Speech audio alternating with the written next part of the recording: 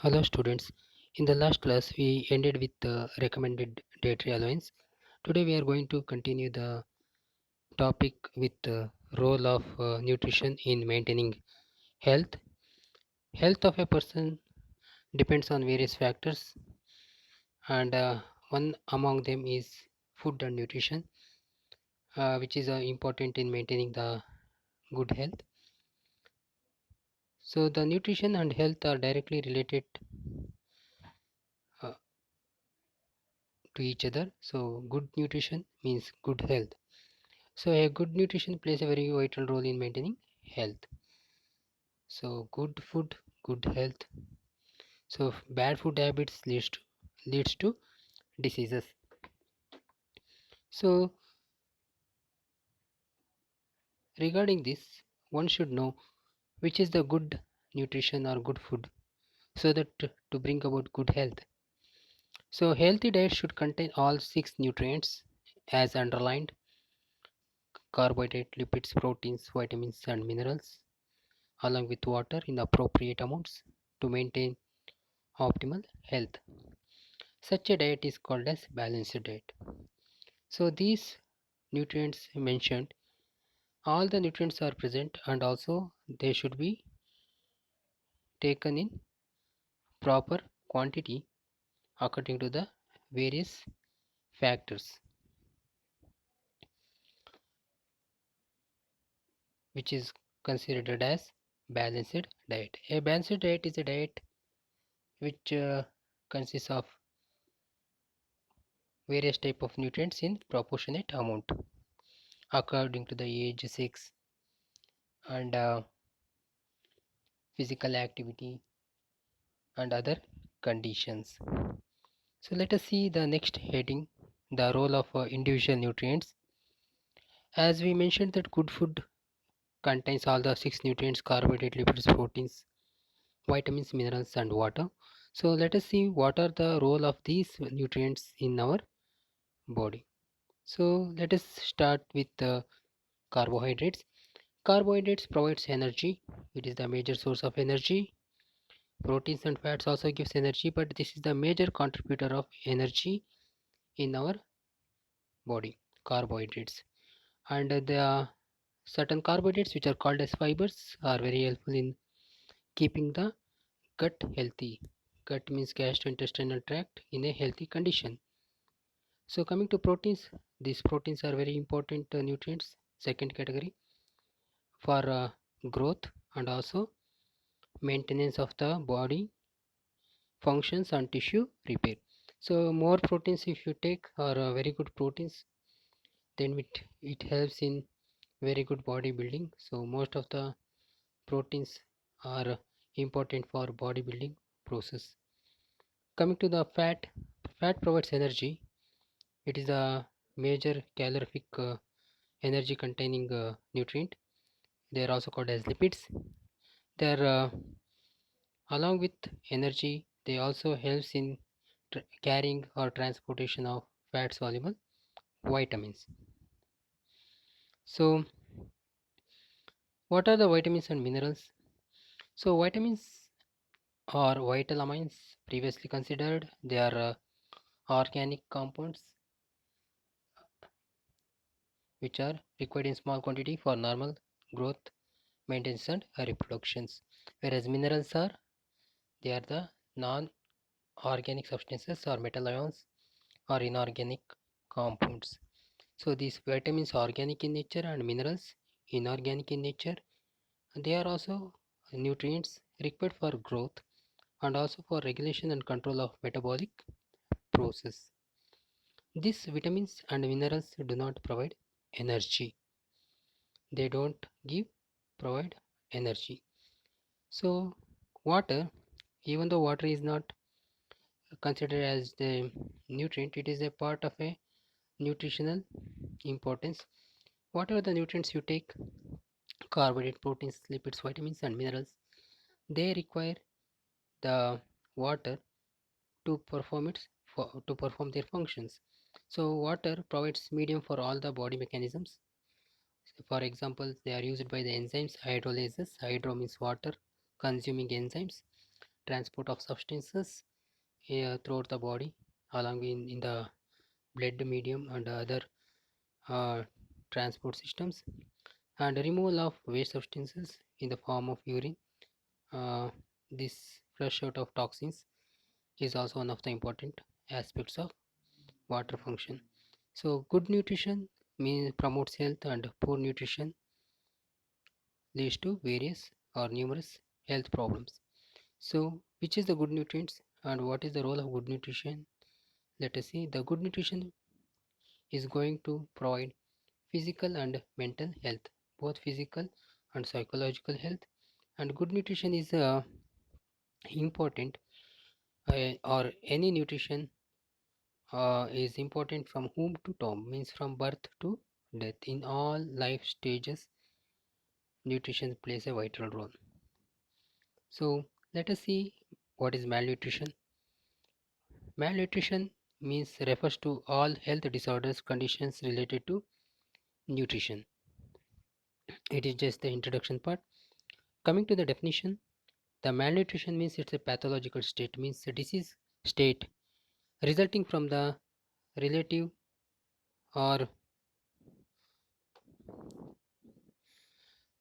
absolute deficiency of excess of one or more nutrients. So if any nutrients as discussed, carbohydrate, proteins, lipids, vitamins, minerals, if they are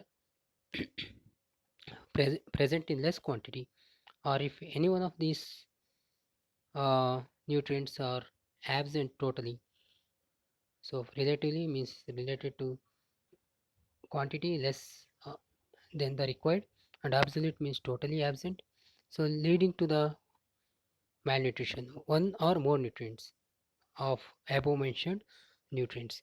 It has four forms. Malnutrition is of four forms.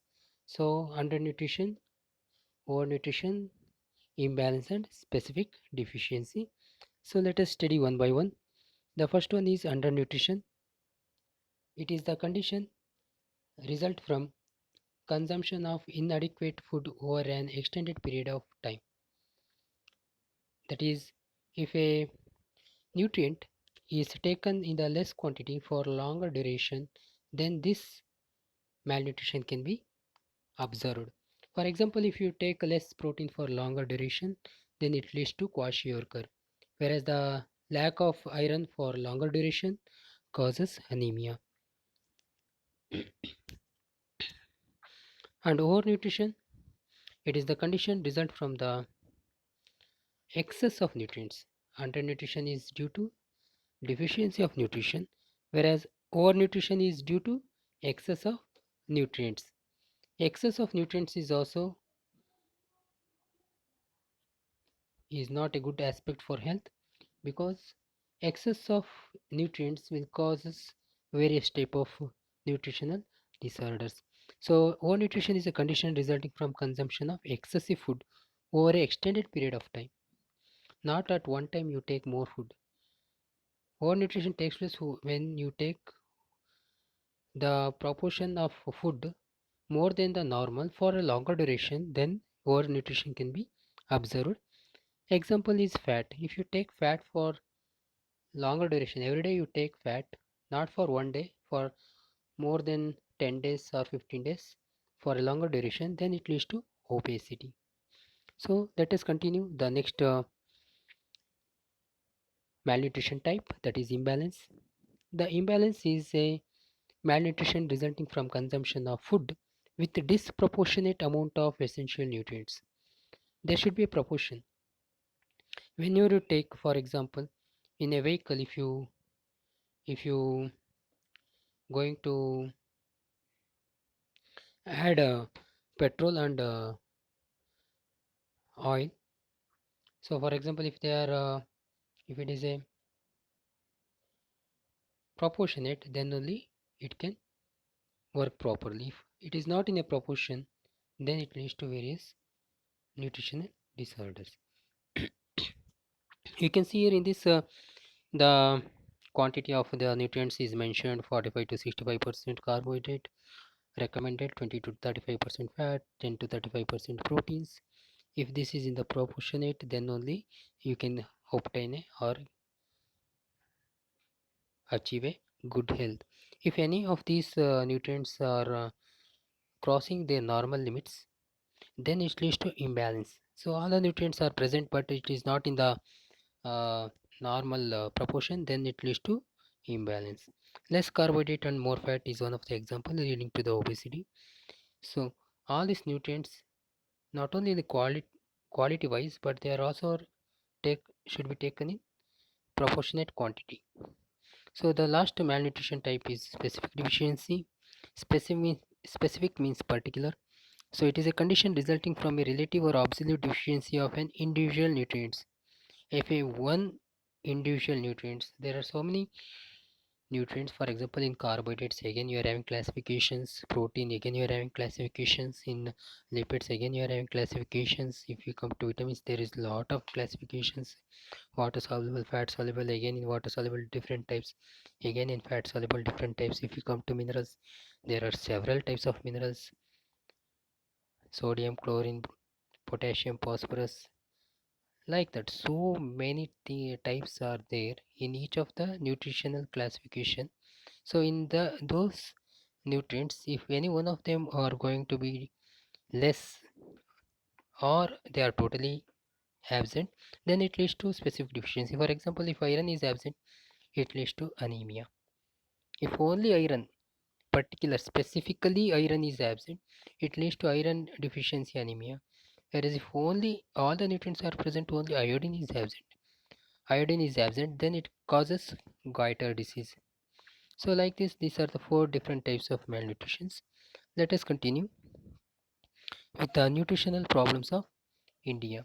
So nutritional problems of India is one of the topic that everyone should know, that our country facing different challenges regarding nutritional uh, deficiency and how to overcome these problems. So good citizens means a strong country. So for good healthy citizen, you should have a very good nutritious food. So some developing countries are having the challenges of these nutritional problems, and India is one among them. So let us study this. Malnutrition, especially undernutrition. In malnutrition, we have studied so many types. In that, undernutrition is the biggest curse, means problem of the developing countries like India. The nutrition problem is usually associated with social discrimination, inequality, and lack of education. So these are the factors which leads to nutritional problems, and some of the nutritional disorders that are commonly seen in the developing countries and also in India are protein energy malnutrition. So intake of less protein due to economic conditions or various other factors is one of the nutritional common nutritional disorder. And iron deficiency anemia, especially in the women's, nyctalopia, lack of vitamin A, night blindness, nyctalopia, goiter, it is characterized by deficiency of iodine, or scurvy due to deficiency of vitamin C, rickets due to deficiency of calcium mineral, and also the pellagra due to deficiency of water soluble vitamin niacin, and obesity. These are all the some of the major nutritional problems of India that we are facing, and how to overcome these nutritional problems. So, how we can overcome these nutritional problems of our country? So, for this, a policy has been made, and it is called as National Nutritional Policy. It is adopted by Government of India in 1993 to overcome the challenges of just we have studied nutritional problems, that those nutrition problems or those nutritional challenges of our country, how we can eliminate. For that, Government of India has come with a policy in 1993, and its main function or aim is to eliminate ill health due to malnutrition and improving health. So removing the malnutrition, if any person is in a malnutrition condition, then how to remove those, and also to improve the health. So these are the two main aspects of national nutritional policy.